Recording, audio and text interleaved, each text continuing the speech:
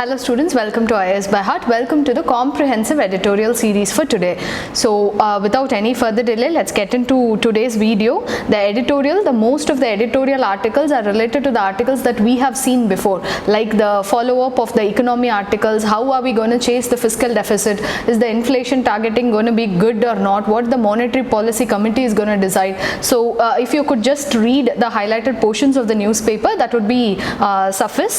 Then moving on to the open-it pages, let's look at the first article for today. So the question of race in Biden's America. So எப்படி நம்ம ஊர்ல caste வச்சு ஒரு society divide ஆகுதோ அந்த மாதிரி அமெரிக்கால race வச்சு divide ஆகும். The white supremacists and the Afro-American lineage.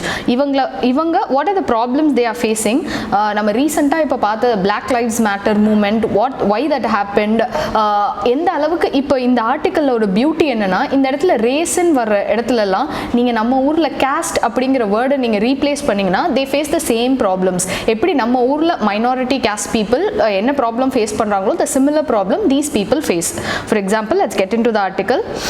The disproportionate focus on the need to quickly contain the COVID pandemic. அவங்களோட focus எல்லாமே COVID pandemic contain பண்றதுல தான் இருக்கே தவிர நம்மளோ இப்போ ரீசெண்டா நடந்த அந்த Black Lives Matter-ஆ இருக்கட்டும் இல்ல சொசைட்டில இருக்க inequality both economic and also status இது ரெண்டையுமே ஃபோக்கஸ் பண்ற மாதிரி எதுவுமே இல்ல. Most of the world leaders they are focusing on addressing the economic problems. அதுல தான் அவங்க ஃபோக்கஸே இருக்கு. Federalism can no longer be an excuse for inaction in a country. இது நம்ம கான்டெக்ஸ்ட்டுக்கு யூஸ் பண்ணலாம்.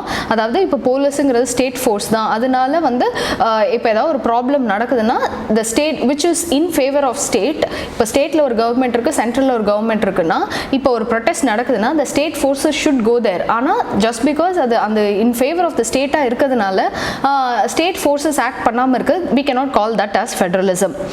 The kind of terrorism that was fueled by white supremacists in the cusp of the shift in the power center, domestic terrorism seems to have gained roots and it cannot be allowed to grow if US wants a respectable place.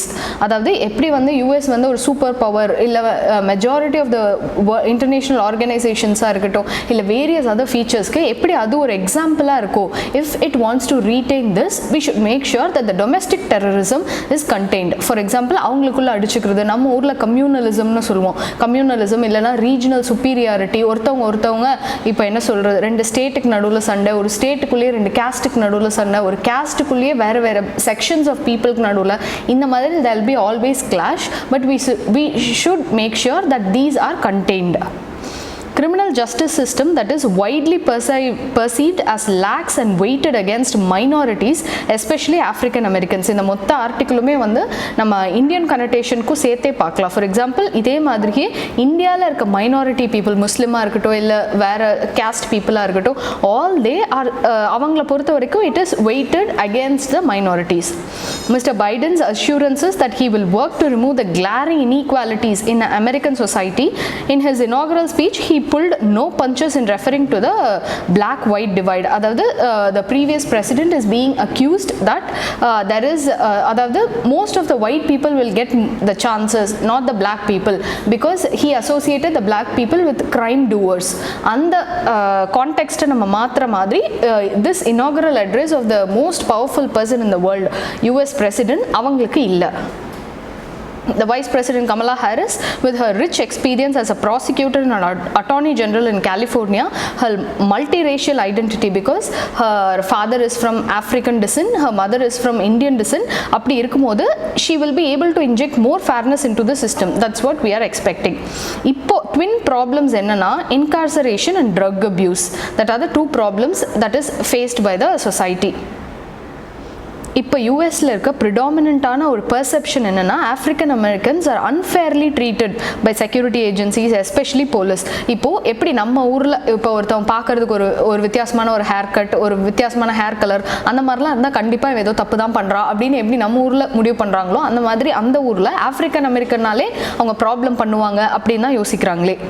Deep mistrust of most African American over the alleged discriminatory treatment received by them at the hands of police and prison officials. இதுவுமே இப்போ அங்கே ரொம்ப வேகமாக பரவிட்டு இருக்கு.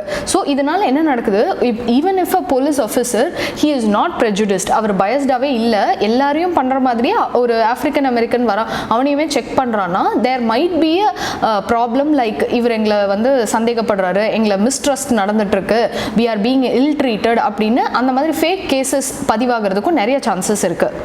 outrageous police and prison atrocities on hapless citizens, that is also happening. நம்ம பார்த்தோம் George Floyd, black lives matter. ஆக்சுவலாக என்ன நடந்தது அப்படின்னா, அவர் ஒரு counterfeit currency, George Floyd he gave counterfeit currency for cigarette and he fled the store. அப்படி இருக்கும்போது அந்த store manager he called the police. then what happened we all know, but the thing is அந்த மாதிரி crime பண்ணுறவங்கள நம்ம இப்படி தான் தண்டிக்கணும்னு அந்த police எடுத்த ஒரு ரேஷான டெசிஷன் தான் இங்கே ப்ராப்ளம். அண்ட் அவங்களுமே அதுக்கேற்ற மாதிரி தப்பு பண்ணது அதுவுமே இன்னொரு problem. So when this is both balanced, some people they act in a prejudiced manner. அது இல்லாமல் when these become balanced, then the society is in a delicate fix. The relationship between average African American and the police has gone far beyond repair. The US population is currently about 320 million. அதில் African American மட்டும் 45 million people இருக்காங்க. Though they make up a large portion of the population, the crushing poverty within the community has disturbingly negative impact on criminal justice system. Because யார் ஒருத்தவன் இப்போ காசு இல்லாமல் இப்போ he is being pushed to the edge, இப்போ அம்மா உடம்பு சரியில்லைன்னு திருடுறவங்க, அப்புறம் பசிக்குதுன்னு போய் ஒரு கடையில் திருடுறவங்க, அந்த மாதிரி these Afro Americans they are pushed towards the poverty. Crime is generally believed to be proportional to the economic status. பணக்காரனா இருந்து நல்லவனா இருக்கிறதுக்கும் இப்போ என்ன சொல்றது, ஒருத்தவன் ஏழையா இருந்து அவன் தப்பு பண்றதுக்கும் there is a difference. African Americans who commit more crime per capita than the whites. அதாவது இப்போ ஒரு 100 people African American எடுத்துக்கிட்டிங்கன்னா அதில் number of people who are doing wrongக்கும் number of number of white people who are doing wrong, இது ரெண்டையுமே நம்ம எடுத்து பார்த்தோம்னா the proportion is actually higher on their side. This is often cited to explain the high number of African Americans in prisons. So இதை வந்து நம்ம ஒரு ஃபேக்டாகவும் எடுத்துக்கலாம், இல்லைனா ஒரு ஜஸ்டிஃபிகேஷனாகவும் எடுத்துக்கலாம். There are still 1196 African Americans for 1 lakh people. ஆனால் whites அந்த மாதிரி பார்த்தீங்கன்னா 214. அந்த அளவுக்கு அவங்க நல்லவங்களா இல்லை, is there any prejudice or bias towards the white people, அதையுமே நம்ம யோசிக்கணும். ஸ்டாப் அண்ட் ஃப்ரிஸ்க் ப்ரொசீஜர்னு ஒன்று இருந்தது. இப்போ யாராவது வராங்கன்னா எப்போ வேணால், இப்போ எப்படி ஹாஸ்டல்லலாம் வந்து எனி டைம் ரெய்டுன்னு இருக்குமோ அந்த மாதிரி police can stop any people whom they think there is something going on in them, இல்லை ஏதோ தப்பு பண்ணுறாங்க அப்படின்னா they can stop and check them. ஓகேயா, அந்த மாதிரி இருந்தது. அதில் there was a severe backlash. ஏன்னா there was an alleged ஒரு அலிகேஷன் என்னவா இருந்ததுன்னா, these police they check more of the African American people, அவங்கள மட்டும்தான் they are being searched than others அப்படின்னு சொல்கிறாங்க. The police efforts to handle crime, the African Americans strongly believe that all crime measures are aimed at them. இந்த மாதிரி when the relationship is gone beyond repair, என்ன பண்ணாலும் தப்பா தெரியும்ல, அந்த மாதிரி தான். Whatever the police do to curb the crime in the society, to make the society peaceful, போலீஸுமே அதை வந்து இவங்க தான் பண்றாங்கன்னு நினைக்கிறதும் சரி, இவங்க போலீஸ் பண்றது எல்லாமே நம்மளை டார்கெட் பண்ணி தான் ஆஃப்ரோ அமெரிக்கன்ஸ் நினைக்கிறதும் சரி, இது ரெண்டுமே it is a problem. While policing is essentially within the domain of states, the federal government cannot be a mute spectator. இது எல்லாத்தையுமே நம்ம இந்தியன் சினாரியோக்கு நீங்கள் அப்படியே ரிலேட் பண்ணி பார்க்கலாம். இந்தியன் இதில் caste minority caste எப்படி இருக்காங்க, how people are prejudiced towards various castes, for example scheduled caste, scheduled tribe, இவங்களை வச்சு how the police are biased towards them, அதையுமே நம்ம பார்க்கலாம். Mr. Biden, he believes diversity in governance, அதாவது not one size fits all, ஒவ்வொரு ப்ராப்ளமே நம்ம ஒவ்வொரு மாதிரி அட்ரெஸ் பண்ணணும். That's his motto. Despite all efforts over the decade, the police remain a heavily white dominated force. இது ஒரு முக்கியமான drawback. அதாவது ஒயிட் பீப்புள் அதிகமாக போலீஸ் ஃபோர்ஸில் இருக்காங்க. இது ஏன்னா நம்ம ரெண்டு விதமாக பார்க்கலாம். ஒன்று, the Afro Americans they are not even let in to the force. இன்னொன்று, அவங்களேவும் வரமாட்டேங்கிறாங்க. வந்தால் எப்படியும் இப்போ சுப்பீரியர் ஆஃபீஸர் ஒரு ஒயிட் பர்சனாக தான் இருப்பார். அப்படி இருக்கும்போது they will face more work burden நிறையா இருக்கும், இல்லைனா ப்ரொஃபஷ்னலாக அவங்களுக்கு நிறையா டார்ச்சர் கொடுக்குறது அந்த மாதிரி இருக்குமோ அப்படின்னு அவங்க ஒரு ப்ரெஜுடிஸ்னாலேயே அவங்களுமே வரதில்லை. What is most urgently needed is the restoring the police credibility in the eyes of Afro-Americans. This is more easily said than done. A bipartisan approach alone can manage and achieve this. So in the whole article-யுமே நீங்க எப்படி இவங்க ஒரு American context சொல்லியிருக்காங்களோ இதை நீங்க அப்படியே Indian கான்டெக்ஸ்ட்டுக்கு மாற்றி minorities இல்லைனா the people who are more persecuted அவங்கள வச்சு எழுதலாம். So moving on to the next article, this debunking versus prior restraint. In the article sari, the other article, the cost of internet shutdown. இது ரெண்டு ஆர்டிக்கிளுமே I would request you to study the whole article. இந்த article எதை பற்றி சொல்லுதுன்னா இப்போ social மீடியாவில் ரெண்டு விதமாக போயிட்டுருக்கு. One, people who are defending freedom of speech and expression. இன்னொருத்தவங்க people who are spreading hate speech. இந்த ரெண்டு பேருக்கும் நடுவில் how the state should move on அதை பற்றி தான் சொல்கிறாங்க. Free speech remains a public good as long as it does not harm or contribute to violence. இதுதான் நம்ம ஆர்டிகல் 19ல இது ஒரு ரெஸ்ட்ரிக்ஷனாகவே நம்ம வச்சுருக்கோம். And target those who are marginalized and less powerful. இதுதான் freedom of speechல கொடுக்குறதோட நம்ம கொடுக்குற கண்டிஷனும் இதுதான். It is perverse to invoke the rules of free speech to defend belligerent utterances. இப்போ யாராவது ஒருத்தவங்க if they belong to minority community ஆனால் what he is speaking is inciting violence in the society na he cannot and he should not use freedom of speech and expression as an excuse that promote bigotry, hatred and undermine the democratic values. That should not happen. Second one, the role of algorithm driven dissemination of harmful content. இது என்னன்னு பார்த்துக்கிட்டிங்கன்னா இப்போ வந்து fake news spread பண்ணுறது அது ஒரு என்ன சொல்கிறது ஒரு ஆர்கனைஸ்டு கண்டென்ட்டாகவே மாற்றிட்டாங்க.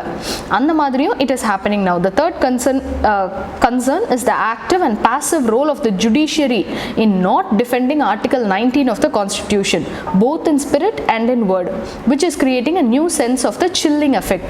அதாவது எப்படி ஜுடிஷியரியுமே இதை இன்டர்வீன் பண்ணி இதுதான் அதுதான் இது அப்படின்னு சொல்லாமல் இருக்குது அப்படிங்கிறதுமே ஒரு கன்சர்னுக்கு உண்டான விஷயம். இந்த கோட்டை நீங்கள் எழுதலாம் எங்கன்னா நம்ம கவர்னன்ஸ் பேப்பரில் இல்லை வேறு பாலிட்டி வர GS1 அந்த மாதிரி the law barks at all but bites only the poor, powerless, illiterate and the ignorant. அதாவது எல்லாருக்கும் லா ஒன்று அப்படிங்கிறது ஆர்டிகல் 14ல் சொல்லியிருக்காங்க. ஆனால் பவர்ஃபுல்லான பீப்புளுக்கு இதை பண்ணிவிடுவோம் அது பண்ணிவிடுவோம் அப்படின்னு மெரட்டுமே தவிர அந்த லாவை வந்து ஃபுல்லாக யாருக்கு அப்ளை பண்ணுறோமோ அந்த லா வந்து அதோட பீனல் ப்ரொவிஷன்ஸ் எவ்ரிதிங் யார் அஃபெக்ட் ஆகுறாங்களோ யாருக்கிட்ட காசு இல்லையோ யாருக்கிட்ட பவர் இல்லையோ ஒரு காமன் மேன் யாரோ அவனை தான் அஃபெக்ட் பண்ணும் அப்படின்னு அப்போவே சொல்லியிருக்காங்க. இந்த ரெஃபரன்ஸை நம்ம ஆக்சுவலாக கோட் பண்ணலாம். Today we have reached a situation where the law has even stopped barking against the powerful, especially the executive.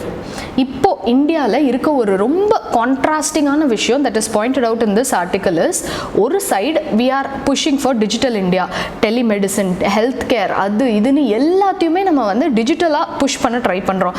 Land ரெக்கார்ட்ஸை digitalise பண்ணுறதுல ஆரம்பித்து எல்லாத்தையுமே நம்ம டிஜிட்டலைஸ் பண்ணணும், டிஜிட்டல் ஆக்சஸ் எல்லாருக்குமே இருக்கணும், டிஜிட்டல் இந்தியாவில் எம்ஃபசிஸ் கொடுக்கறது, அந்த மாதிரி paperless environment, even paperless legislative assembly அந்த மாதிரி ஒரு சைட் புஷ் பண்ணிட்டு இருக்கோம். On the other hand, access to the digital space itself has been reduced to the throw of dice. அதாவது இப்போ ஃபார்மர்ஸ் ப்ரொடெஸ்ட் நடக்குதா அங்கே வந்து எல்லாருக்கும் எப்படி இன்ஃபர்மேஷன் டிசெமினேட் ஆகுது இன்டர்நெட்டை கட் பண்ண அந்த மாதிரி ஒரு சைடில் we are going for a digital India push, the other side we are going for curbing the digital freedom. இப்போ ரீசெண்டாக ஒரு பாலிசி கைட்லைன் ஒரு அமெரிக்கன் ஹிஸ்டாரிக்கல் அசோசியேஷன் அதுக்கு வந்து மினிஸ்ட்ரி ஆஃப் ஹோம் அஃபேர்ஸ் கொடுத்தது என்னென்னா if academicians or academics want to convene a virtual international conference seminar or training session that should be on the subjects that is clearly related to India's internal affairs. அதாவது அது வந்து இந்தியாவோட internal அஃபேர்ஸை affect பண்ணாமல் இல்லை இந்தியாவோட integrity R sovereignty affect பண்ணக்கூடாது, அதை நாங்கள் தான் டிசைட் பண்ணுவோம் அப்படின்னு மினிஸ்ட்ரி ஆஃப் எக்ஸ்டர்னல் அஃபேர்ஸ் சொல்லி சொல்லியிருக்காங்க. இதை பார்த்துட்டு அமெரிக்கன் ஹிஸ்டாரிக்கல் சொசைட்டி என்ன சொல்லியிருக்காங்கன்னா because of the pandemic many scholarly exchanges that would involve foreign travel, அதாவது இப்போது ஸ்டூடெண்ட் எக்ஸ்சேஞ்ச் ப்ரோக்ராம் அந்த மாதிரி விஷயம்லாம் it will usually take place online. This new policy therefore is likely to affect a wide range of scholarly exchanges. அதாவது எதுவாக இருந்தாலும் இப்போ government approve பண்ணால் மட்டும்தான் ஒரு செமினார்னா அந்த செமினாரோட டாப்பிக்கை நம்ம கவர்மெண்ட் கிட்ட காட்டி அதை ஓகே வாங்கி அதுக்கப்புறம் தான் அந்த Indian scholars can participate in that seminar. அந்த மாதிரி இருக்கு. ஸோ அந்த மாதிரி இருக்கிறதுனால what will happen is Indian scholars are at a disadvantage அப்படின்னு சொல்கிறாங்க. So there is a loud emphasis that all transactions from literary to economics, from seeking judicial, for example e-courts அதெல்லாமே பண்ணியிருக்கோம், should be made digital. There is a deafening silence about the digital access barrier. நிறைய பேருக்கு digital என்ன சொல்கிறது internet இல்லை, நிறையா இடத்துல இன்டர்நெட்டை shut down பண்ணுறாங்க, நிறையா பேருக்கு இன்னும் ஃபினான்ஷியல் இல்லிட்ரஸி இருக்குது. அந்த மாதிரி ஒரு சைடு வந்து we are pushing for digital India, இன்னொரு சைடு கவர்மெண்ட்டே the taking away the freedom to digital access, where mediating contending ideas is essential to uphold the fundamental rights and norms of a civilized society. So continuing with this, let's move on to the last article, internet shutdowns. இப்போ JNK இருக்கட்டும், அந்த மாதிரி farmers protestலியா இருக்கும், the government, the first step what it is doing is shutting down the internet. இந்த மாதிரி பண்றதுனால the most pathetic situation thing happened is India is the largest country or the democracy where there is a largest number of internet shutdown. For example, Jammu Kashmirல பாத்தீங்கன்னா 233 daysக்கு longest internet shutdown across the world நடந்தது. இது வந்து உலகத்திலே இதுதான் ரொம்ப அதிகம். அதாவது மக்கள் எப்போ வந்து இன்டர்நெட்டோ இல்லை எந்த ஒரு சோர்ஸ் ஆஃப் அவுட் கம்யூனிகேஷனுமே இல்லாமல் இருந்தது. It is largest. India is the largest country where there is more number of internet shutdowns. இந்த மாதிரி இருக்கும்போது நான் ப்ரீவியஸ் ஆர்டிக்கலில் சொன்னதே தான், one side we are pushing towards digital India, other side we are curbing the freedom. Supreme கோர்ட்டே ஒரு ஜட்மெண்ட்டில் என்ன சொல்லுச்சுன்னா, இட் டிக்ளேர்ட் இன் 2020 that the right to access the internet is one of our fundamental rights. ஏன்னா ரைட் டு இன்ஃபர்மேஷன் இருந்தால் தான் right to take informed decision இருக்க முடியும். ஸோ நான் ஒரு டெசிஷன் ஃப்ரேம் பண்ணணும், யாருக்கு ஓட்டு போடணும், நான் டெசிஷன் ஃப்ரேம் பண்ணணும்னா எனக்கு ஏதாவது ஒரு இன்புட் இருக்கணும். அந்த இன்புட்டே வராத அளவுக்கு இன்டர்நெட்டே கர்ப் பண்ணால் that will become a problem for me. So right to have internet access is a fundamental ரைட்னு சொல்லியிருக்காங்க. அதுவும் the impact of shutdown, அதுவும் இந்த கோவிட் பேண்டமிக்ல it became very big. For example, எல்லாருமே வீட்டில் கன்ஃபைனாக இருக்கும் போது வேக்சின் வருமா, இந்த மாதிரி ஒரு பேண்டமிக் யாருமே எக்ஸ்பீரியன்ஸ் பண்ணதில்லை. இந்த சொசைட்டியே ஒரு ஆங்ஷியஸான ஸ்டேட்டில் இருக்கும்போது இஃப் யூ ஹேட் இன்டர்நெட், உங்களுக்கு என்னென்ன ப்ராக்ரஸ் நடக்குதுன்னு நியூஸ் தெரியும், இல்லை ஏதாவது ஒரு அவுட் இருக்கும். அது இல்லாமல் people are psychologically affected. The second one is வயசானவங்களாம் ஹாஸ்பிட்டல் போக முடியல. வாட் தே டிட், கால் பண்ணி பேசுறது, இல்லை வந்து வீடியோ கான்ஃபரன்சிங் அந்த மாதிரி போயிட்டு இருந்தது, டெலிமெடிசன் அந்த மாதிரி போயிட்டு இருந்தது. அதுவும் இப்போ இன்டர்நெட் ஷட் டவுன்னா that will also get affected. Second, ஸ்டூடெண்ட்ஸோட எஜுகேஷன் வில் கெட் அஃபெக்டட். நிறைய பேரோட ரிசர்ச் போயிட்டு இருந்திருக்கும். இப்போ இந்த கோவிட் பேண்டமிக்னால இந்த ரிசர்ச் அப்படியே நம்ம ஸ்டாப்பும் பண்ண முடியாது. பிகாஸ் இப்போ பயாலஜி ரிலேட்டட் ரிசர்ச்னா they would have made some progress, ஆனால் இதனால it would have got curbed. அந்த மாதிரி இருக்கும்போது what we should do is இந்த இன்டர்நெட் ஷட் டவுனை இவ்வளோ நாள் ப்ரொலாங் பண்ணது கரெக்டா அப்படிங்கிறத பற்றி நம்மளே the government should introspect itself. அதுதான் இதில் சொல்கிறாங்க.